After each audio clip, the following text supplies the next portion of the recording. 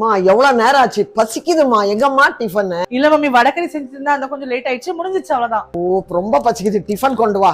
அதெல்லாம் போகட்டும், இன்னைக்கு என் பொண்ணு வர்றா, அவளுக்கு பிடிச்சதெல்லாம் இன்னைக்கு செஞ்சிரு. அதே மாதிரி பாயசத்துக்கெல்லாம் ரெடி பண்ணிடுப்பா.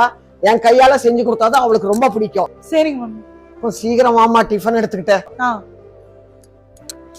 அவங்களுக்காக நம்ம கஷ்டப்பட்டு எல்லாம் செஞ்சுட்டு இருக்கோம். ஆனா அவங்க பொண்ணுக்கு எவ்வளவு பாசமா பாயசம் செய்யணும்னு சொல்றாங்க.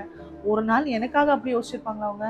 A few moments later. என்னது வரலையா? என்னடி காலையில இருந்து தண்ணி எவ்வளவு வேலை பார்த்துட்டு இருக்கா. நீ வர்றன்றதை ஸ்பெஷலா பண்ணிக்கிட்டு இருக்க. இதோ நீ இப்ப வரலங்கிற, இனிமேல வந்து பாரு, உனக்கு வெறும் காப்பி தண்ணி கொடுத்துதான் அனுப்ப போறேன். மம்மி, அவங்களுக்கு நிஜமாவே ஏதோ வேலை வந்திருக்கும் மம்மி. ஏன் மம்மி நீங்க அப்படி கத்திட்டு இருக்கீங்க? அது மட்டும் இல்லாம உங்க பொண்ணு கிட்ட என்ன சப்போர்ட் பண்ணி பேசிட்டு இருக்கீங்க?